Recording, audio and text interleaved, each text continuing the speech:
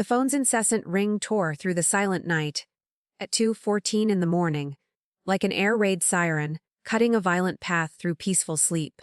I had just finished a brutal 12-hour shift in the ICU, and that sound, the frantic, demanding pitch of an unscheduled call, sent my heart straight into my throat before my eyes even opened. I fumbled blindly for the phone on the nightstand, knocking over a dry, empty coffee cup in the process. My eyes were stinging from lack of sleep, my hands still faintly trembling from the 4 espresso shots I downed to make it through the final hours of the shift. Thea. Save Dad. He's going to be paralyzed. My mother, Marla's, blood-curdling scream on the other end made my blood run cold.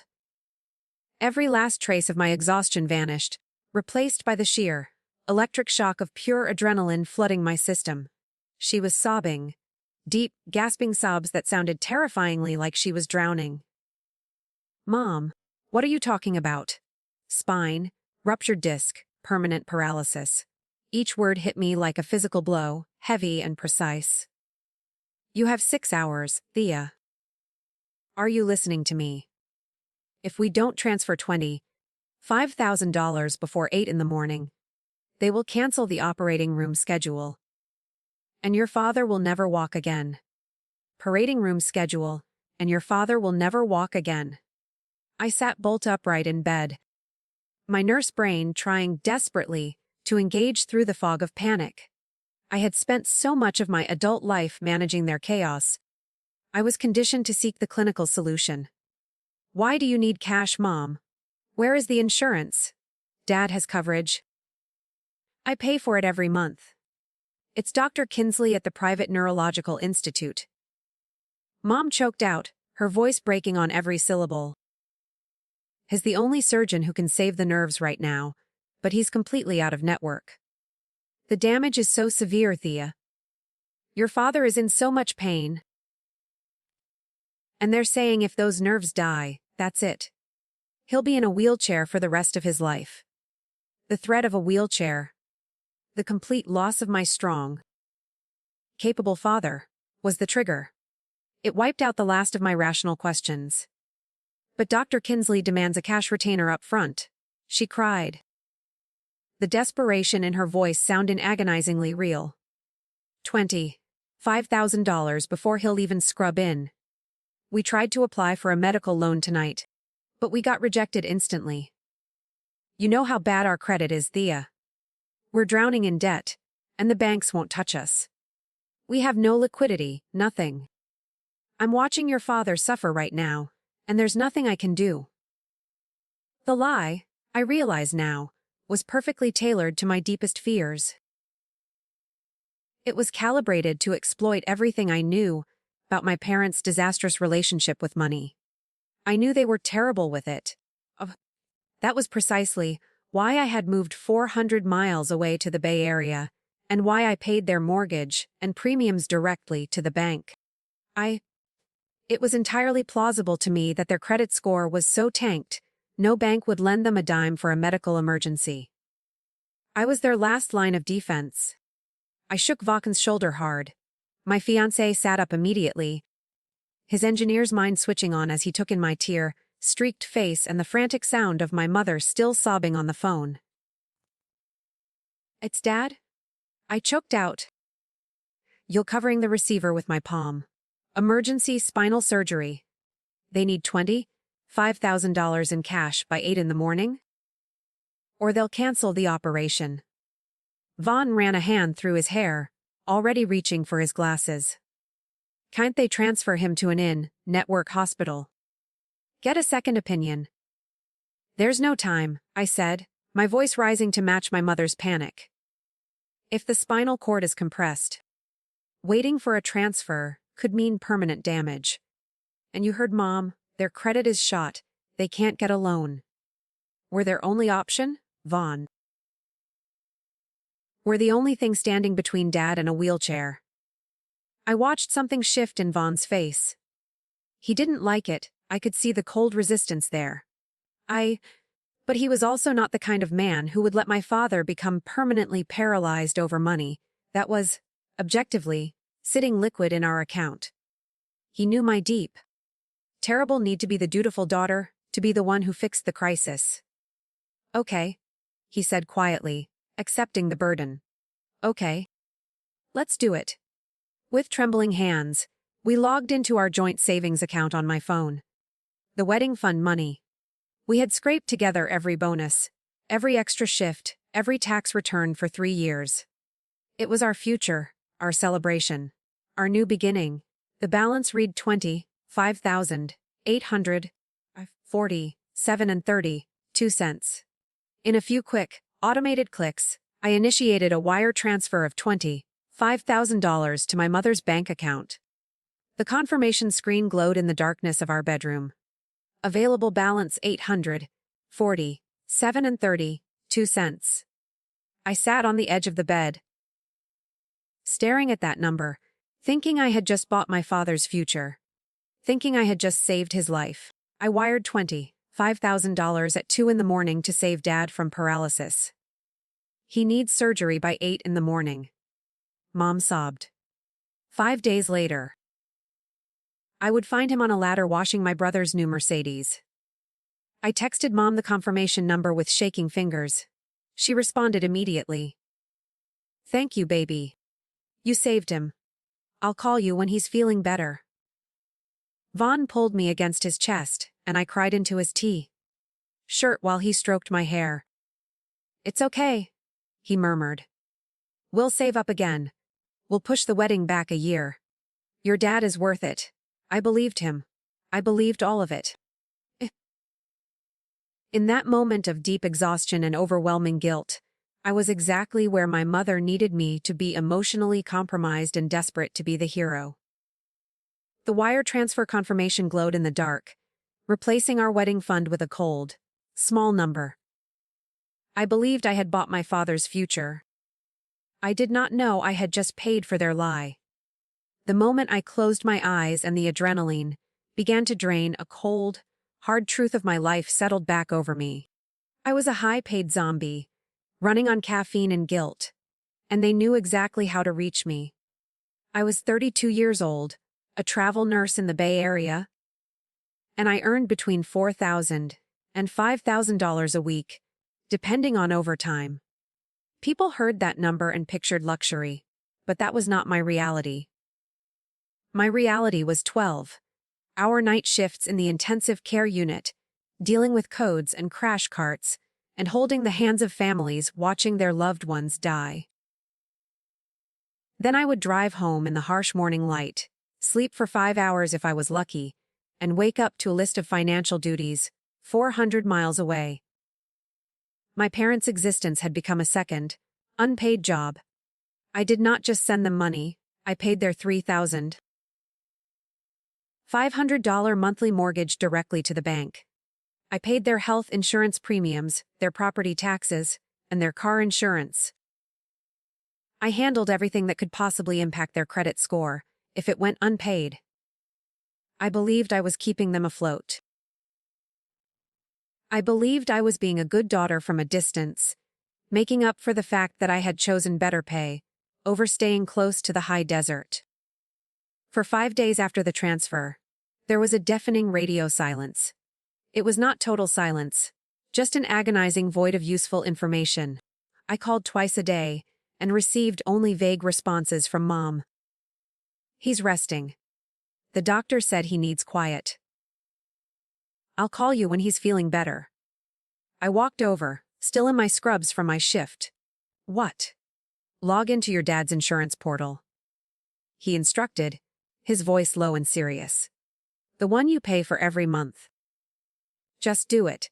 I pulled up the insurance website on my phone and logged in with the credentials I used to pay the monthly premiums. I navigated to recent claims.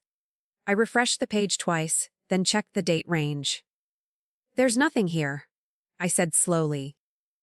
0 claims in the past week. Exactly. Vaughn's jaw was tight. If your father had emergency neurological surgery 5 days ago. Even if Dr. Kinsley is out of network, why is there no anesthesia bill on the insurance portal? The hospital facility fee. Something should show up from the Network providers assisting the surgery. A cold stone dropped into my stomach. Maybe it hadn't processed yet. I grasped at the last thread of hope. It's been 5 days, Thea. Spinal cord surgery is not billed on a paper ledger. I stared at the empty claims list. The gnawing feeling in my gut, that I'd been trying to ignore for days, suddenly became impossible to suppress. The exhaustion I felt was no longer just from my job. It was from the internal war between my analytical mind and my desperate heart. My mind knew something was wrong. My heart did not want my father to be paralyzed. We need to go there. I heard myself say, the decision coming out of a deeper place than my fatigue. We need to drive down there right now. Vaughn was already closing his laptop. I'll pack a bag. We'll take turns driving. We drove 6 hours through the night from the Bay Area, down to the high desert, trading places at the wheel while the other one tried to sleep. I couldn't sleep. Every time I closed my eyes, I saw that empty claims screen and heard Mom's frantic sobs. I kept running through scenarios in my head. Maybe the surgery was so specialized it hadn't hit the insurance system yet. Maybe there was a unique billing delay. Stop, Vaughn said gently, reaching over to squeeze my hand while I was driving. You're driving yourself crazy, with maybes. We'll know soon. We'll know the truth in a few hours. We pulled into my parents' driveway, just as the sun was coming up, painting the desert sky in shades of orange and pink. I was prepared for anything: a wheelchair ramp, a hospital bed visible through the window, my father moving carefully with a back brace. I was prepared for anything except the truth waiting for me. I braced myself, ready to face the medical emergency. The 6-hour drive through the night was a silent interrogation of every maybe and what if. I ran through every possible permutation of a specialized spinal surgery, trying to find a loophole in the insurance policy, trying to explain the 5-day silence. Vaughn's steady presence next to me was the only thing keeping the panic at bay. I was looking for a complicated billing problem. I was not prepared for a simple, cruel lie. We pulled into my parents' driveway, the engine ticking quietly as it cooled. The sun had fully risen now. Painting the high desert mountains in shades of intense orange and pink, a beautiful, misleading backdrop for what was about to happen. I was prepared for anything: wheelchair ramp, a medical supply van, my father lying still and pale in the living room. Instead, time stopped. My father, Leland Hayes, the man supposedly recovering from emergency spinal surgery 5 days ago, was climbing a ladder. Not struggling up a ladder, not being helped up a ladder. You're climbing it with the agility and confidence of a man who had never had back surgery in his life. He moved like a teenager, reaching up toward the roof with a sponge in one hand and a bucket in the other. He was whistling. Actually whistling a cheerful, non-medicated tune while he scrubbed the roof of a shiny, black Mercedes Sprinter van parked conspicuously in the driveway. The thing was gorgeous. It was enormous and luxurious, with custom rims, tinted windows, and a metallic paint job that gleamed like liquid obsidian in the morning light. It looked expensive. It looked like $25,000. I got out of the car, my legs moving on autopilot. My knees felt weak, but not from the exhaustion of the drive. It was from something else. Something that felt like the ground was crumbling beneath my feet. Vaughn was right behind me, his silence heavier than any accusation. I stood there, frozen, staring at my father's perfectly healthy back as he stretched comfortably to reach a spot on the roof. No surgical scars. No back brace. No pain. No wheelchair. Just a man washing his new, very large toy. The cold, brutal calculation landed in my mind: the $25,000 did not go to a neurosurgeon. It went to a dealership. I felt a profound sense of cognitive dissonance. My mind had been prepared for a fight for my father's life. It had not been prepared for a fight over a luxury vehicle. The fear and panic of the last 5 days evaporated instantly, replaced by a cold, numbing detachment. I was too shocked to cry, too detached to rage. Just then Jagger, my 29-year-old brother, walked out of the front door with a coffee cup in hand. He was wearing a vintage band shirt and ripped jeans. He looked relaxed, happy even. Not malicious, just excited. Like a kid on Christmas morning, who had gotten exactly what he wanted. He didn't even seem surprised to see me, which was itself strange for a 6-hour, unannounced drive. "Sis? You're home." He grinned, walking over to pat the side of the van like it was a prized horse. "You're just in time to see her. Isn't she beautiful?" I couldn't speak. My mouth opened but no sound came out.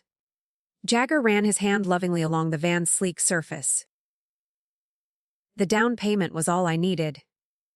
I've been trying to make this happen for 2 years, but I could never get the cash together. Once I hit the road with this beauty, the gigs will pay for the monthly installments. I can finally tour the West Coast properly, hit all the festivals.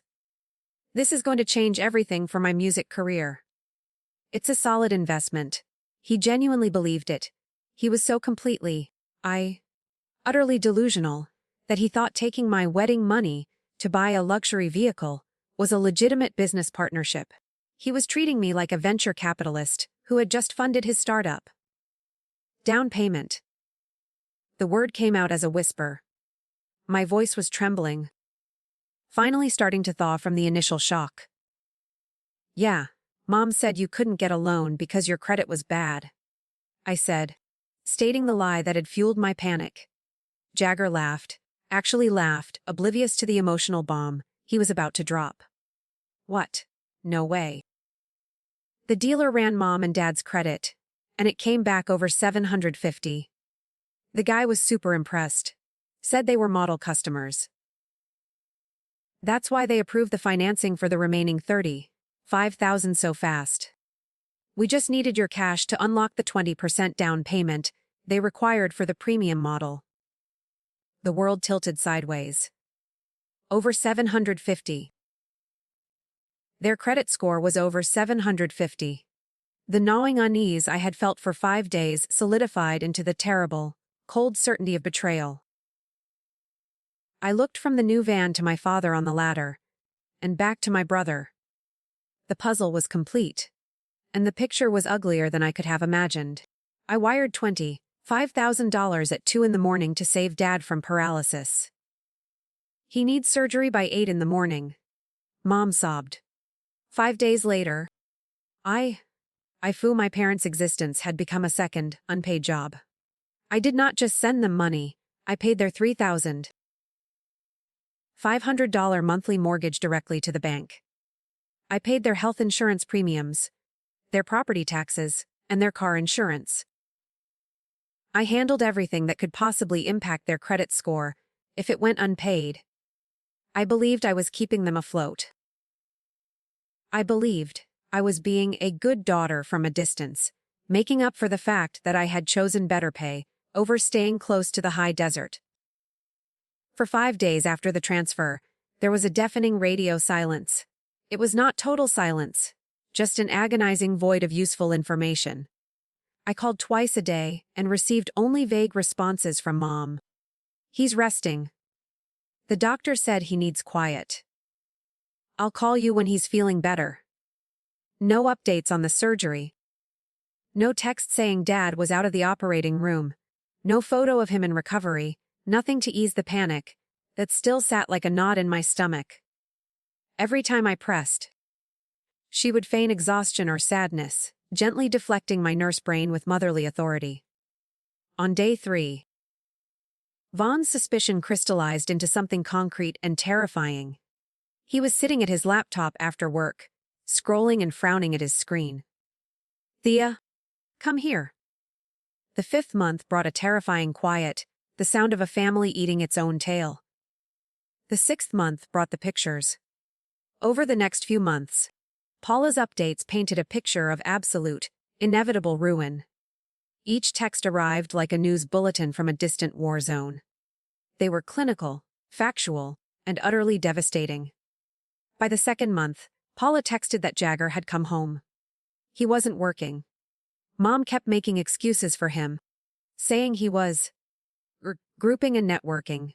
But the van was parked permanently in the driveway, a massive, gleaming monument to their fatal mistake.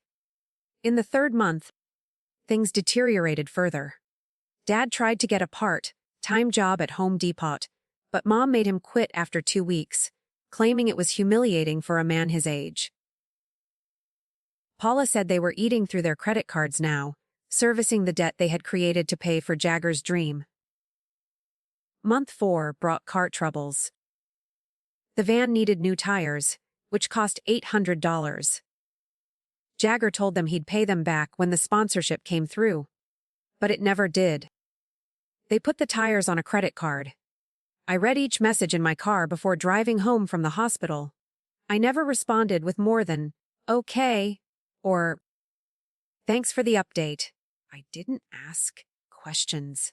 I didn't offer solutions. I was a researcher observing an experiment, watching variables collapse in real time. Vaughn noticed the change in me. He'd catch me staring at my phone with an expression he couldn't quite read. "You okay?" he asked one night as we sat on the couch. His arm draped around my shoulders. "I'm fine," I said, "just tired." "Thea." He turned my face toward his. "You're smiling." I was. I hadn't even realized it. "They're drowning," I said quietly, the confession feeling cold and true. "And I'm not jumping in to save them." Vaughn kissed my forehead. "Good." The 5th month brought the phone call I'd been waiting for. Paula texted first. "Your dad is about to call Vaughn. He's desperate, just warning you." I was in the kitchen chopping vegetables when Vaughn's phone rang. He glanced at the screen, then at me. I nodded, a signal I would not have dared give a year earlier. He answered on speaker. "Vaughn's son." Dad's voice was smaller than I remembered. Thinner, completely stripped of the bluster I was used to. "I hate to bother you, but we're in a bit of a bind here." "What kind of bind?" Vaughn's tone was perfectly neutral. He could have been asking about the weather. "We need about $500 for groceries. Just a loan. We'll pay you back next month when Marla's pension check comes in." My knife stilled against the cutting board. $500. That was 4 months of car insurance on the Mercedes Sprinter van sitting in their driveway. That was the cost of the espresso machine they'd already sold. Vaughn didn't even glance at me for permission. He spoke into the phone with surgical precision. "You have a $60,000 Mercedes in the driveway. Sell it." Silence. I could hear Dad breathing on the other end, rapid and shallow. That's Jagger's van," Dad whispered. "He needs it for?" "For what?" Vaughn interrupted. "He's not touring. He's not working. It's a luxury vehicle that's bleeding you dry. Sell it. Or take out a loan against it. But don't call me asking for grocery money when you're sitting on an asset worth more than most people's annual salary." "Vaughn, please. Marla will be devastated if..." Then Marla should have thought about that before she stole $25,000 from her daughter. The line went dead. Vaughn set his phone on the counter and returned to scrolling through his tablet, as if nothing had happened. My hands were shaking. I put down the knife before I cut myself. "Thank you," I whispered. He looked up. "You don't thank me for basic decency, Thea. That's the baseline." I crossed the kitchen and wrapped my arms around him from behind. He smelled like the laundry detergent we always bought, and the faint trace of his cologne. He smelled like home. "They're not getting another cent," he murmured. "Not from us. Not ever?" "I know." The 6th month was when Paula sent the photos. The first was a screenshot from Nextdoor, the neighborhood app where people sold used furniture and complained about unleashed dogs. The listing was under Marla's name. The listing read, "Moving sale. Urgent. Beautiful oak dining set. Seats 8. $600 or best offer. 65-inch Samsung Smart Television. Like new. $400. Must sell by Friday. Cash only. Serious inquiries only. My name. The dining set. The one they'd bought 3 years ago after refinancing the house. The television that Dad had spent an entire Saturday leveled with a ruler and mounting on the living room wall. I zoomed in on the photo. The table was the same one I'd sat at during 1,000 awkward family dinners, listening to Jagger talk about his artistic vision. They were stripping the house bare. The second photo was worse. Paula had sent it with a single sentence. Saw your mom at the jewelry store today. It was a place that bought estate pieces. I'd driven past it 100 times growing up. In the photo, taken from Paula's car across the parking lot, Marla was walking out of the store. Paula's next text explained the scene. She sold your grandmother's jewelry. I saw her walk in with that red velvet box, the one with the brass latch. I saw it in her hand. She came out without it. I'm sorry, Thea. The red velvet box. The one containing Grandma's garnets. The necklace and earrings she'd left to Marla in her will, with the explicit verbal request that they would eventually go to me. For Thea, when she's older. Grandma had said during one of her last Christmases with us. She'll appreciate them. Marla was selling heirlooms, furniture, electronics. Everything that wasn't nailed down, because she was terrified that repossession would hurt Jagger's feelings, or that they would lose the van. The golden child's chariot was more important than the family legacy. The foreclosure notice came in the 7th month. Paula didn't text me about it. She called. They lost the house. She said without preamble. The bank took it. The eviction notice came yesterday. I was sitting in my car in the hospital parking lot. My shift had just ended. The California sun was setting behind the hills, painting everything gold and red. Where are they going? I asked. I don't know. Your mom won't talk to me anymore. She thinks I'm feeding you information. Paula's voice cracked. Thea, I saw Jagger yesterday. He was loading stuff into the van with his friends. He didn't even help your parents pack. He just took his things and left. I closed my eyes. The irony was perfect. Jagger, the golden child, the entire reason for the fraud, had driven away in the $60,000 Mercedes Sprinter van when the eviction notice came. He'd saved the car. He'd abandoned the people who'd bought it for him. He'd left them on the curb with nothing.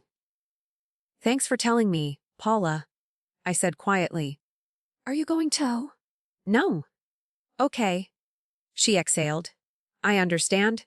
I hung up and sat in the car for another 20 minutes. Watching the sun disappear behind the hills. Somewhere in the desert, my parents were packing their lives into boxes, preparing to leave the house they'd lived in for 30 years. Somewhere, Jagger was driving that van down highway. Windows down, music blaring, free. I started the engine and drove home to Vaughn. I didn't cry. I didn't feel guilty. I felt nothing at all. 4 years later, I stood in my kitchen in the California suburbs and watched my daughter destroy a banana. Lily was 1 year old. I cried. Which meant she was at the stage where food was less about nutrition and more about performance art. The banana was smeared across her high chair tray, her face, and somehow the wall behind her. She looked at me with enormous blue eyes, Vaughn's eyes, and laughed like she had just invented comedy. You're a menace, I told her. She clapped her banana, covered hands in response. Vaughn appeared in the doorway, coffee mug in hand, already dressed for work. He took in the scene and grinned. Should I call Hazmat? Probably. He crossed the kitchen and kissed the top of my head, then leaned down to kiss Lily's cheek. She immediately tried to grab his tie. He had learned to tuck it into his shirt before entering her blast radius. This was my life now. A modest 3-bedroom house with a mortgage we could actually afford. A healthy savings account. A daughter who would never know what it was like to be the unfavorite child. A husband who set boundaries like he was building fortresses. We were happy because our life was peaceful. The mail came at 10 in the morning. I was wiping banana off the wall when I heard the slot in the front door clatter.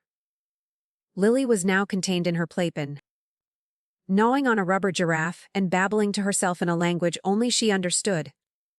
I sorted through the usual assortment: bills, grocery store flyers, a wedding invitation from one of Vaughn's co-workers. Then I saw it, a handwritten envelope. No return address, postmarked from the desert. My hands went cold. I knew that handwriting. It was shaky now, less confident than it used to be, but it was unmistakably Marla's. I should throw it away.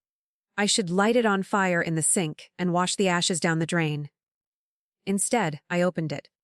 The letter was 2 pages, written on cheap lined paper that looked like it came from a dollar store notebook. Marla's handwriting sloped downward on the page, getting smaller and more cramped as it went. "Dear Thea," it began. Not, "sweetheart." Not, "baby." She had forgotten that she ever called me those things. Or maybe she knew she had lost the right to them. "I know you don't want to hear from me. I know you probably hate us. But I'm writing to you anyway, because I'm your mother, and I need you to understand what happened to us." I scanned ahead. The letter was exactly what I expected. A sob story. They were living in a trailer park on the edge of town now. A double wide, with rust stains and a leaking roof. Dad's health was declining.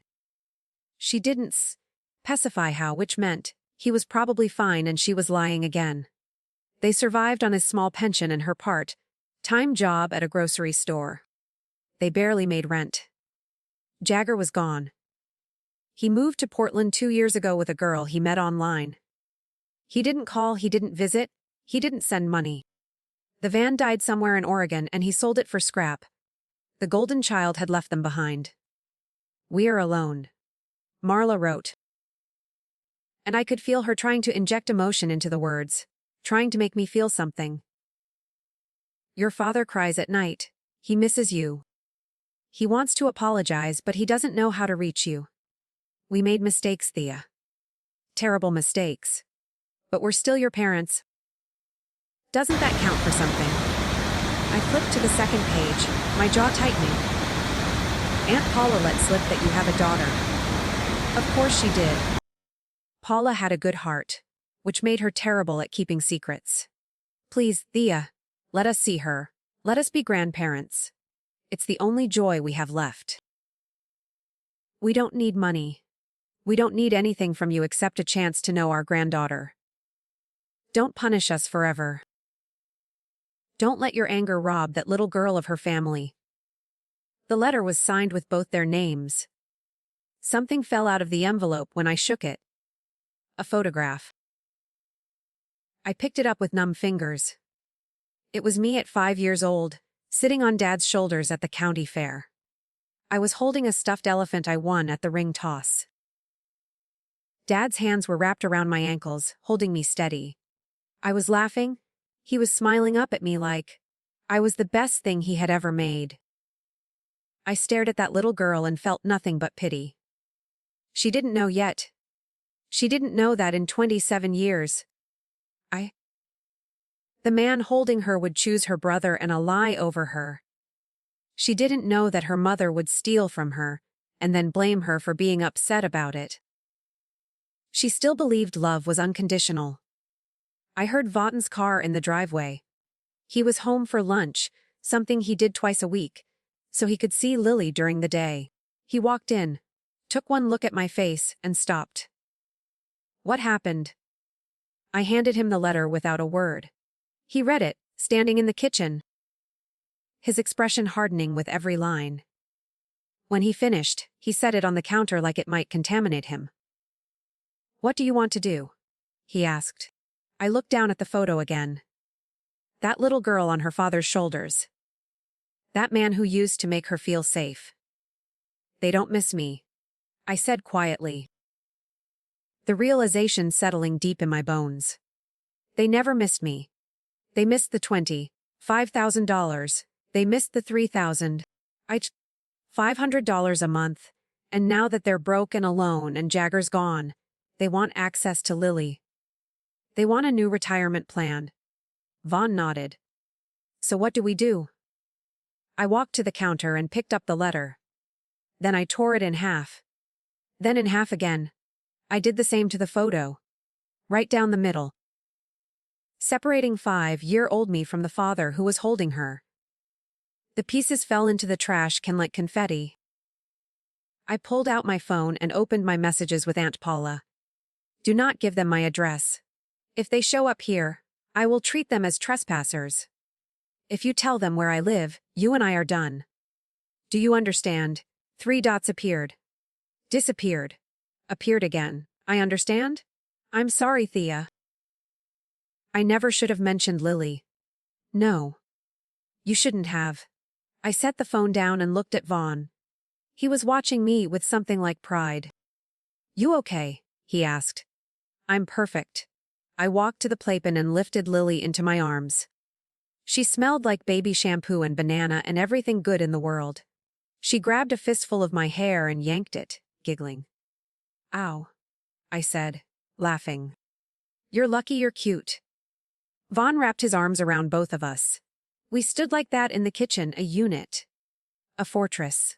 A family. Blood makes you related. I whispered into Lily's soft hair. But loyalty makes you family. She won't remember me saying this. But I'll remember. And when she's old enough to ask why she doesn't have grandparents on my side, I'll tell her the truth. I'll tell her that breaking the cycle isn't about fixing the people who broke you. It's about building a wall so high that they can never climb over it to hurt the people you love. The letter is in the trash. The photo is destroyed. The door is closed. And we are finally completely free.